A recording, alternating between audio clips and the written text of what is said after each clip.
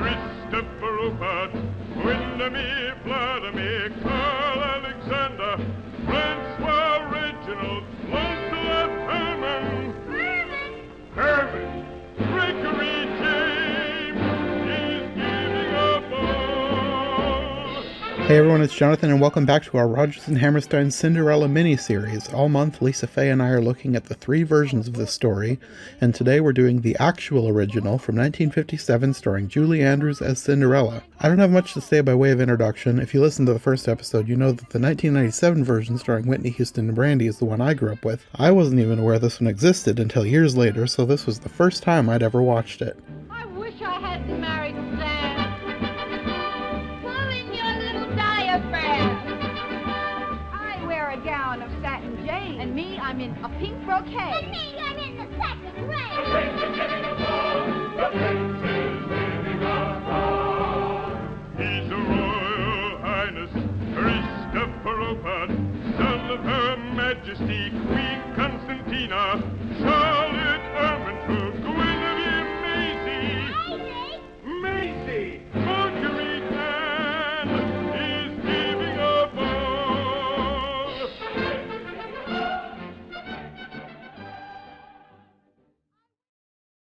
So before I suggested these, did you know that there were multiple versions of the Rodgers and Hammerstein Cinderella? It's interesting you say that because since we started this project, I didn't really actually know that there was a whole subset of Rodgers and Hammerstein's Cinderella. Like, I know that that's what the Brandy version was called, Rodgers and Hammer, like that was the official title, but it didn't really click in my brain that that's because there were other ones. And so as I was researching and looking at the versions we're going to talk about, I was like, dang, there's a lot of these. And so, no, I did not. Oh, yeah. Like I grew up with the Brandy version, so that's the version that I knew. And it wasn't until years later that I realized that there was, well, I thought there was only one other version because I remember reading something about Julie Andrews having a version. And I think I just thought that that's the one that was in the 60s. But then when I started researching for this series, I realized, no, wait, the one in the 60s has somebody totally different. So where's the Julie Andrews one? And then I found out the Julie Andrews one is even older. It was from the 50s. And then there's other versions that are only on the stage. Like I think it's been redone at least once for the stage, but of course multiple versions of that as well. Right. Like I didn't realize how popular and how many times this specific version of Cinderella had been made or remade. I wish they would record more of the ones that are on the stage. Like I know people don't like to record the ones on the stage because, like, you've got to see it in person, but like I can't see it in person, so record it so I can see it too. Exactly.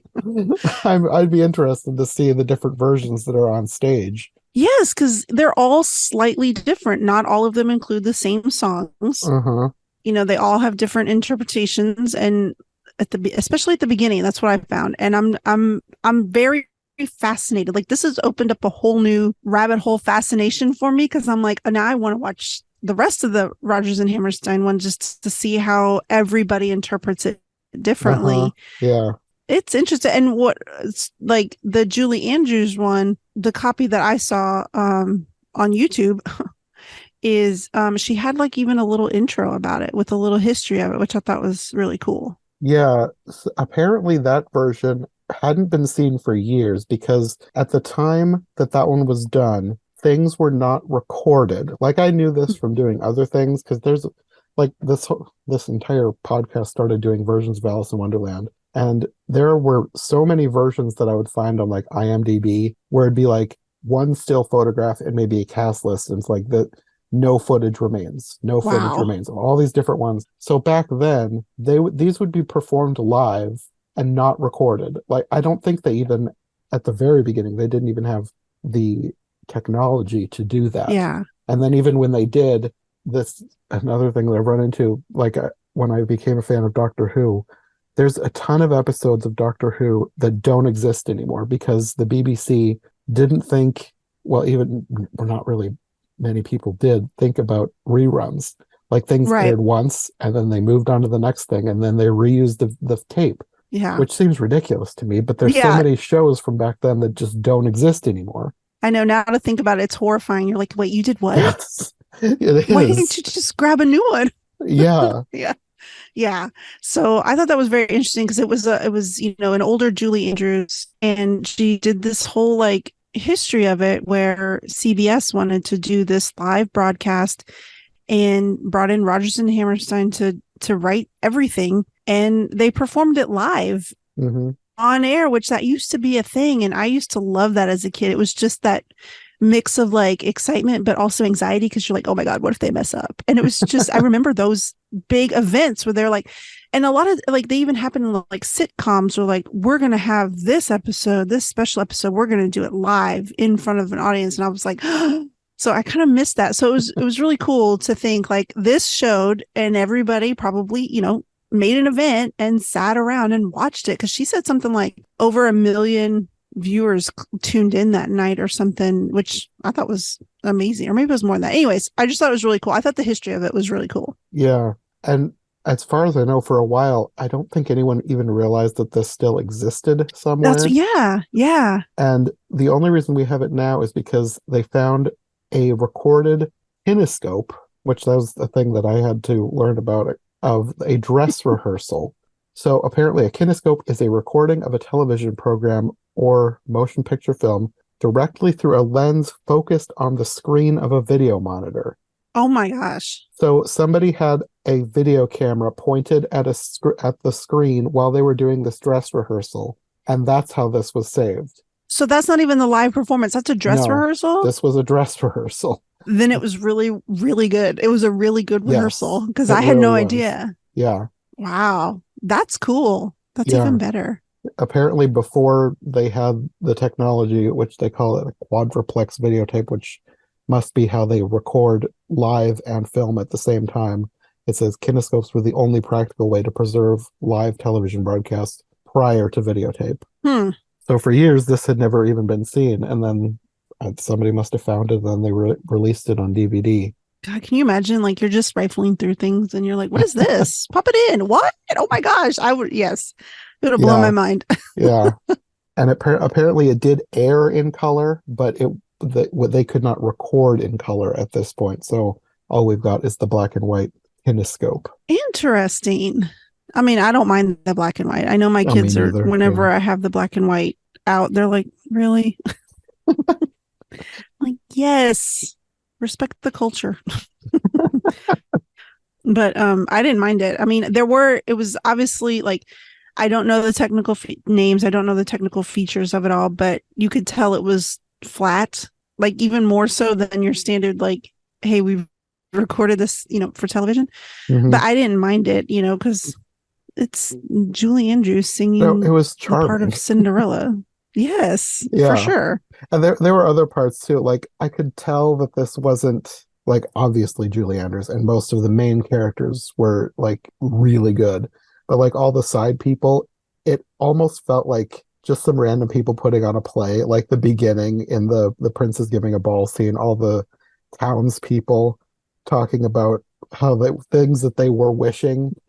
Yes. They didn't seem like professional actors, but I liked that.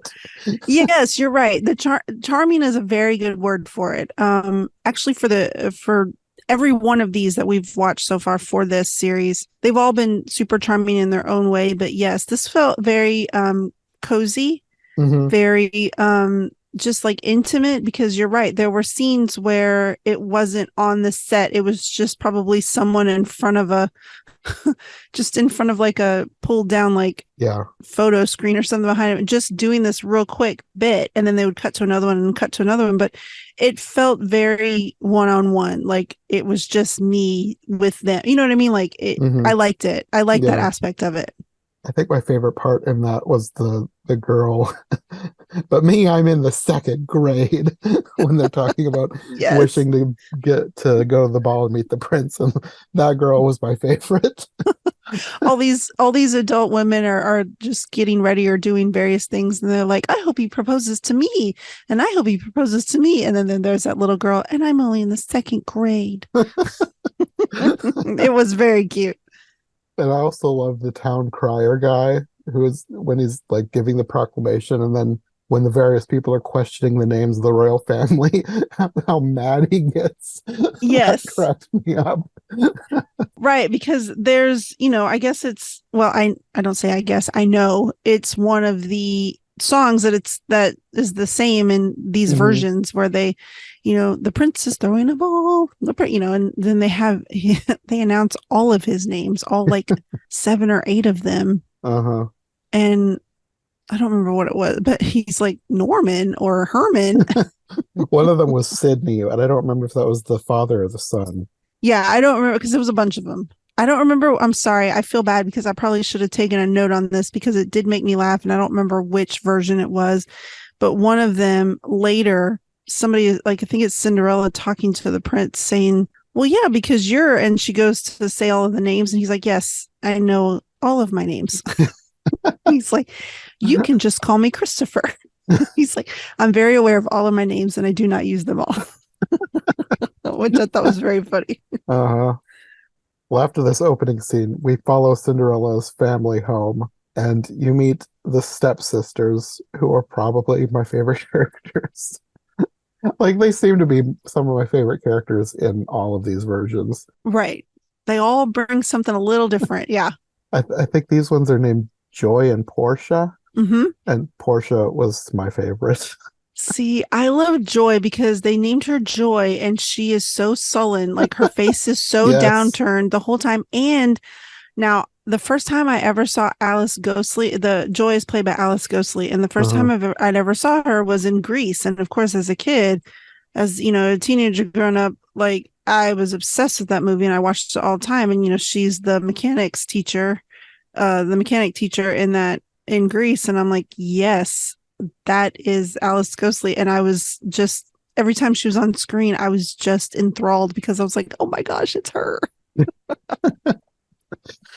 The other stepsister, Portia, was played by Kay Ballard, and I know the name Kay Ballard. I knew I'd seen her in something. I could not place where, so I started looking her up. I was like, wait a minute, Freaky Friday. She's the coach. Oh my gosh. I would never have remembered that. That was what I like. I haven't seen Freaky Friday in a while, but she was in the back of my head, and when I saw her in this, she came out. I was like, she's so weird and hilarious. That is amazing. You also get here In My Own Little Corner. I think this might be my favorite version of In My Own Little Corner.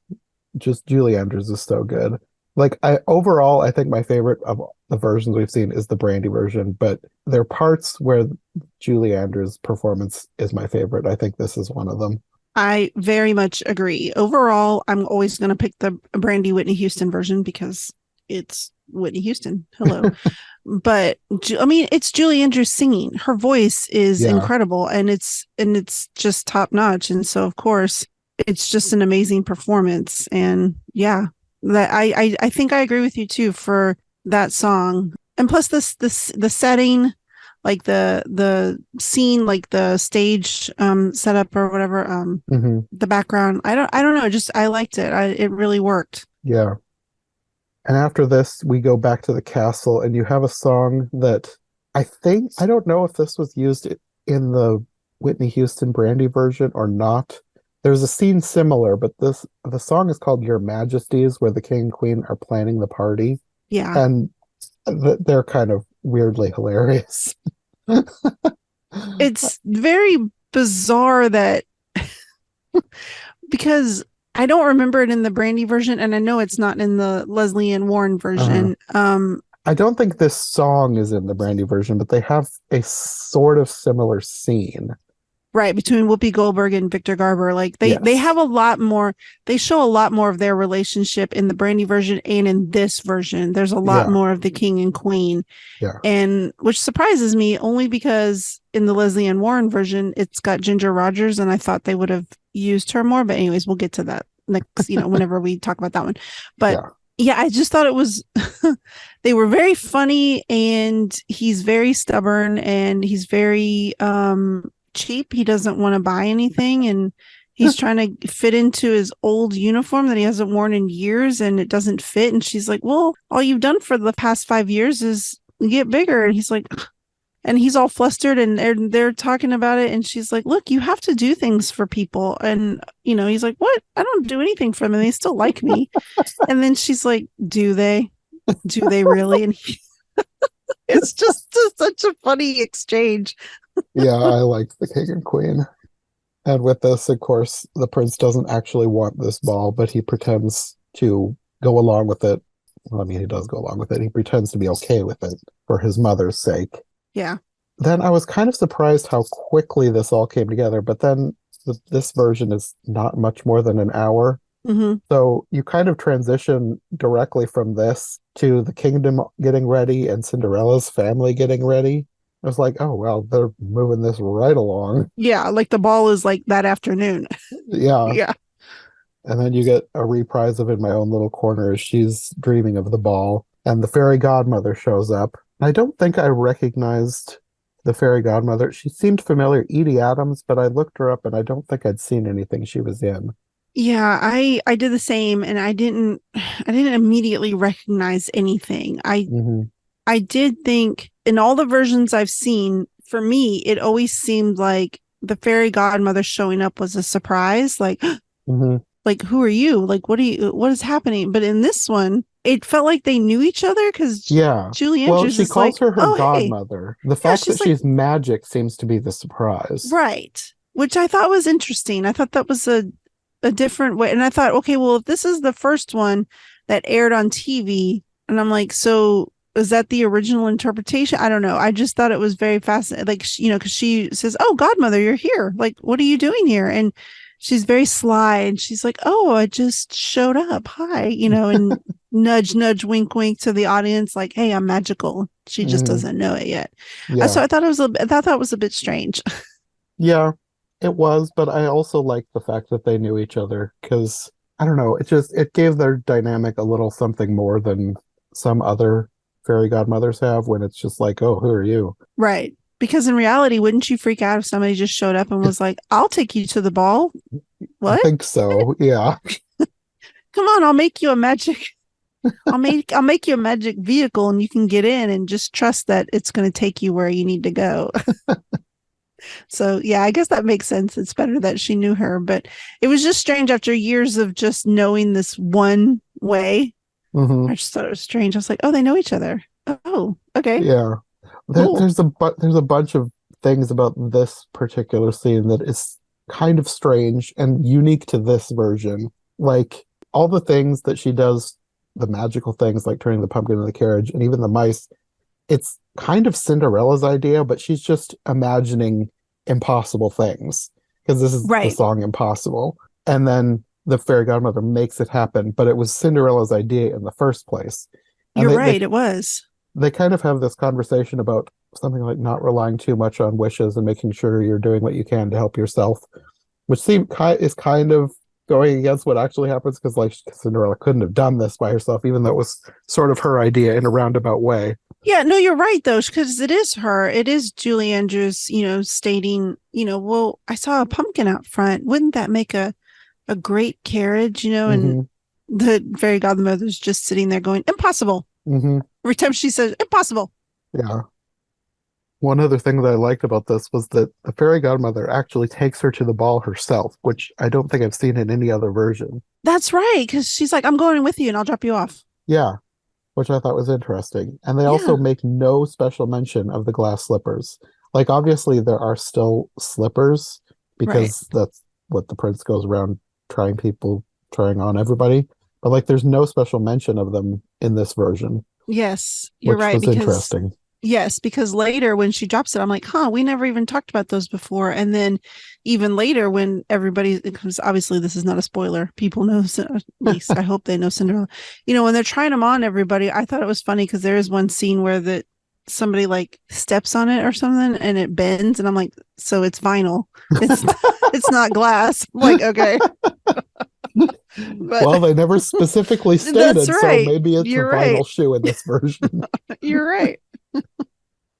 And I don't remember if I can't remember on other versions, like if they specifically show what time it is when they get there. But when they get there, the fairy godmother tells her to leave by midnight. But it's 11:30.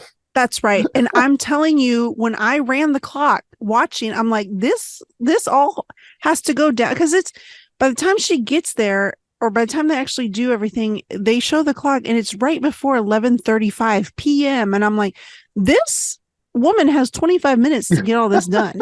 Yes. Like, what? And then it cracked me up because as they're proceeding through all the songs that they sing for the ball, I'm like, okay, look, it's like 1 a.m. now. Like, there's no way that this is ridiculous. I did actually keep time because I'm like, no. That pushed the bonds of believability a bit for me.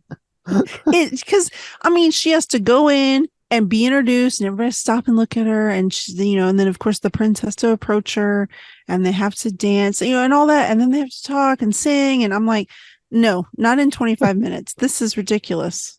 Well, I think that they tried to write that into the script because after all that's happened, then they sang the song 10 minutes ago. So basically all that happened in 10 minutes according to the movie. Yeah, and I'm like, I don't believe you.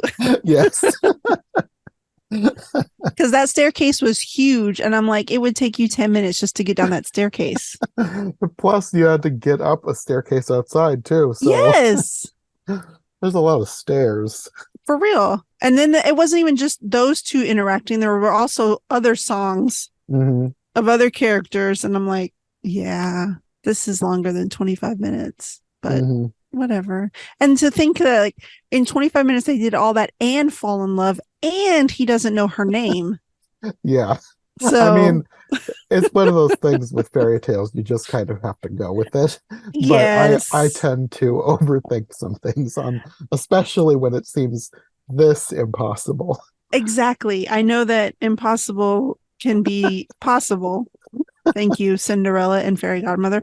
But no, I was just like, because They think wrote in this, in all the loopholes. yes. I'm like, how are you in love? You don't even know her name. But okay, sure. It's fairy tale reasoning. Yes. And I think probably my favorite part of all of this is the song with the stepsisters, which I found out is called the Stepsisters Lament. I probably said this before in the Brandy version, but I don't know why I love that song. And my favorite line is, why would a fella want a girl like her, a girl who's merely lovely? Why can't a fella ever once prefer a girl who's merely me? Yes. What I like about that song is with each alternate verse, they talk about how they could either murder her or maim her or break her arm, pull her hair. Yes, break her arms. And I'm like, interesting. I also thought it was interesting that the fairy godmother is actually at the ball too. Like, she's there dancing and watching, which I don't remember that in any other version either. I don't either, because there's a part where she specifically says, oh no, or maybe that's the other version. I'm like, they're all mixing in my head now. That does tend to happen. Yeah, and I'm like, because I really thought it was this one, because this fairy godmother in the Julie Andrews version was, for lack of a better term, a lot cheekier. Yes, she definitely. was just a lot more willing to do banana pants things.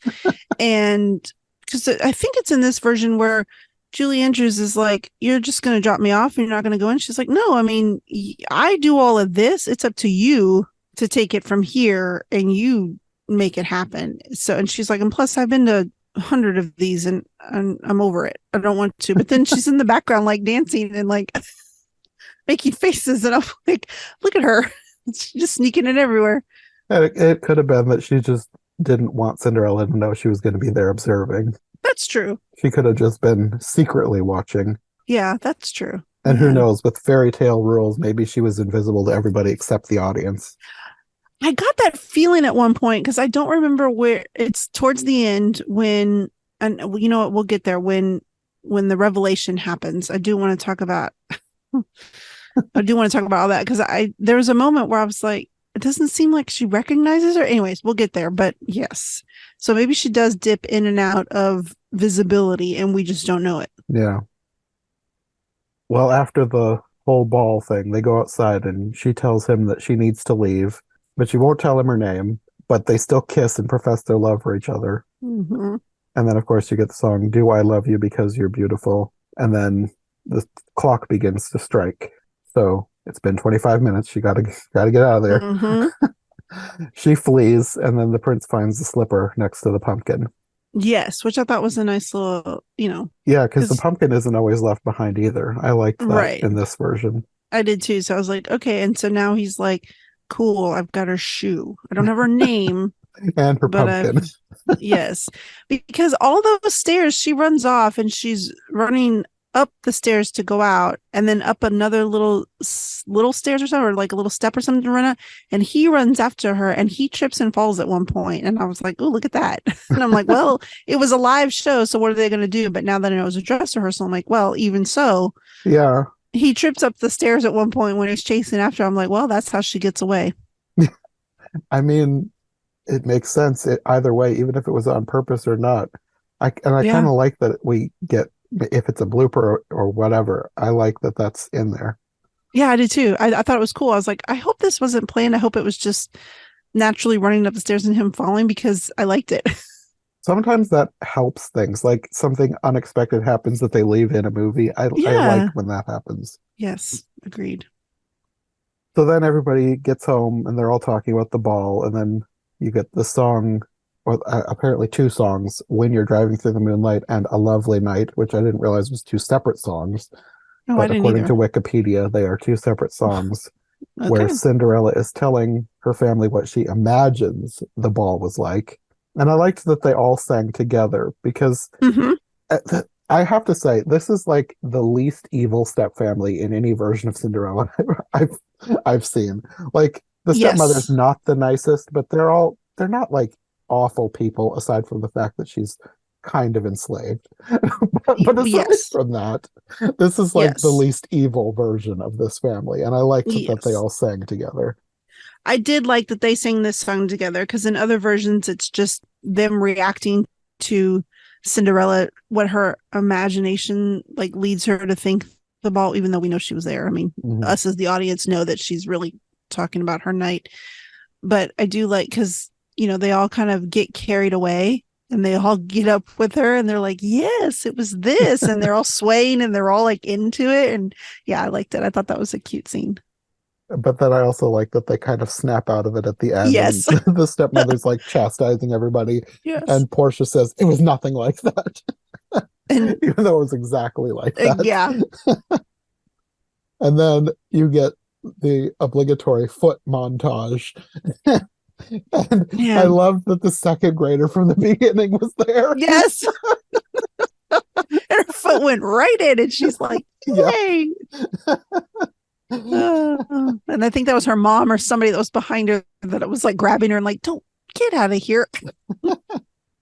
And then, even though it becomes weird later, I liked that the fairy godmother comes back and she's like trying to push things in this direction, because she's like, she shows up at their home after the stepfamily's tried on the shoes, and she's like trying to get them to find Cinderella, but Cinderella is not there. Yes. And I like that the fairy godmother is like actively trying to make this happen. She's not just does one magic thing and then she's gone forever. I like that she comes Right. back and she's like really trying to make this happen for Cinderella. Because like I've said before, like especially with the Disney version, like everybody, it's one thing that like everybody wants to criticize Cinderella for, but like the fairy godmother, even though she doesn't come back, like this is her plan. Mm-hmm. Like this is the fairy godmother doing this for Cinderella. And most versions, it's the fairy godmother. And you kind of get this in a few older Disney movies. Like I think it's Sleeping Beauty especially. Like it's kind of weird to think about, but like the main protagonist, more so in Sleeping Beauty than Cinderella, but it's like kind of an older lady. Like with Sleeping Beauty, it's the three good fairies. Like they're kind of the main characters, and they're the ones who are making everything happen. Mm-hmm. And I liked that about the Disney version, but more so in this version, because she keeps coming back and she's like actively making things happen, pushing people in this Right. direction. I don't know. I liked the fairy godmother a lot in this version. Yes. I mean, because, she's standing outside the house looking in the window. It's a very large window, one of those that you can honestly just kind of lean over and you're in the house and you're like, hey. But it works because obviously, that's she's out there, and the people working for the prince, which I think it's interesting that there's some versions where the prince is involved in the shoe hunt. Mm-hmm. And then there's some versions that he's like, I'm desperate to find this woman. I will scour every inch of our lands, except I won't actually physically go on the hunt. I'm going to send all my people to do it for me. And then all of his little dukes and stuff do it for him, which I always find fast. I'm like, so you're super into finding her because you just don't want to do the work. Got it. Okay. But so the dukes are there in place of him searching. And they're like, is there any other, young people? And, the stepmother's like, no, of course not. This is just us. And then there's the fairy godmother outside, but looking in the window like, what about Cinderella? Mm-hmm. They're like, who? What? They're like, yeah, what? And so I like that. Yeah, she inserts herself and she's like, you might want to look upstairs. And she's all trying to be tricksy. And then of course they don't find her. And then there's the stepmother like looking at her all smirking like, I guess there's no one upstairs, huh? Yeah, I wasn't quite sure why Cinderella left, because Cinderella went back to the palace for some reason. Which is weird. It's strange. I didn't understand that either. She was just skulking around the grounds dreaming of the prince, which again, I'd never seen that before. And I was like, yeah. All right, listen. Which seems illegal. Yeah. I feel like obviously the fairy godmother kind of rats her out to get them together. Yes. So it's obviously illegal if she's going to be jailed for sneaking into the palace garden. I mean, it just seems that weird. whole moment. Yes, because there's the fairy godmother showing up again and being like, hey, she could be here to assassinate the prince. You should probably put her in jail. And I'm like, what? What are you doing? That was kind of my reaction too. It's like, you can't just say, look, here's a maiden you haven't tested yet. No, this woman is like, hey, listen, she could be here plotting a murder. It's so bizarre. But then for the lulz, try the shoe on her before she goes to prison. For real, she literally says that. She's like, wouldn't it be funny? Yes. If this criminal actually is the person? Ha ha ha ha. It's so bizarre. I loved it.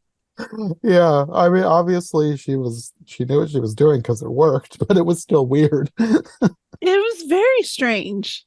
I'm like, okay, well, they did it differently back then, sure. And that's what made me think I have to watch all these other ones now because I want to see what other ones had a banana pants fairy godmother was like, throw her in jail, that'll work. But then you get another scene that I thought was really weird, but it's only weird because I've seen so many other versions. Once the prince shows up, he realizes he's found her. We cut to the step family now waiting on her, and the stepmother is just so excited to have a princess in the family. And at first I was like, okay, why do they get to still be family? But then I was thinking, well, I guess in this version they weren't beating her or whatever. They weren't awful, so I guess okay, they can be servants in the palace, whatever. I'm not gonna lie, I didn't like it. I really was like, what is this? No, because I like my Cinderella's vindictive. I like them where they're like, oh, I won justice. And yes, I want them to be turned into toads. Look, that's why I love Ever After. Man, she gets her revenge. She was like, I just want you to know that after this moment, I will never think about you again, but I'm convinced that you will think about me every day for the rest of your life. And she sends them off to be servants. And I'm like, that's the Cinderella I want. I like the vindictive ones that are like, I won, go away. Yes. Yeah. So I did not like this where they were all of a sudden turning and being like, they're basically like getting her ready to get married because the stepmother keeps calling up, Cinderella, do you need anything? And she's like, I need something old. And, and then the next time I need something new. And of course, borrowed and blue, we get the whole thing. And, it's in black and white, so we can't really tell, but whatever. Because at one point, one of the stepsisters was like, look at this, it's very blue. And I'm like, is it? Okay. But, I get it because it's black and white. And that's all leading up because, like you said, the stepmother's like, I cannot believe I'm going to have a daughter that's in the royal family or something like that. And I'm like, man, lady, you didn't even want to talk to her at the beginning when you said, I want to talk to my daughters. And she sat down and you're like, not you, my real daughters. Mm-hmm. I don't think you deserve any of this. Yeah, I'm still bitter. Yeah, I don't think they deserve it, but I'm slightly more okay with this version than any other version of these characters that I've seen. Like Yeah. any other version definitely deserves some sort of horrible justice. Yeah. They weren't, I mean, you're right. They weren't as terrible other than, keeping her enslaved. But yes, then we end with the wedding and the fairy godmother closing with the line of her song, Impossible. And then the chorus is all singing the Do I Love You Because You're Beautiful song. Yes. But yeah, this was a very quick version, but I really liked it. I had some issues with weirdness, but overall I really liked this version. The Brandy one is still my favorite, but I did really like a lot of this one. Yes. Okay. So if I were to put the three that you and I decided to watch for this series were the Brandy version, the Julie Andrews, and the Leslie Ann Warren. And if I had to rate them, I know we haven't talked about the Leslie Ann Warren one yet, but I'm going to go ahead and spoiler alert. Brandy's number 1, Leslie Ann Warren is number 2, and this one is number 3. Oh, okay. For me. Yes, I know. I've got the last two switched around. The Julie Oh. Andrews one is my second favorite. See, there we go. Debating. I love it. Well, I guess we'll talk about that next time. Yes. But until then, do you want to let people know where they can find you if they want more from you? Of course, you can find me on mainly just Instagram now at Which Was Better. It's a off again, on again podcast about books versus movie adaptations and various books that I read and planners and pictures of my dog. So if that's something you're into, check me out. Follow me there. And that's pretty much it. Okay. Well, we will be back next week to talk about the Leslie Ann Warren version. Yay. So we'll see you then.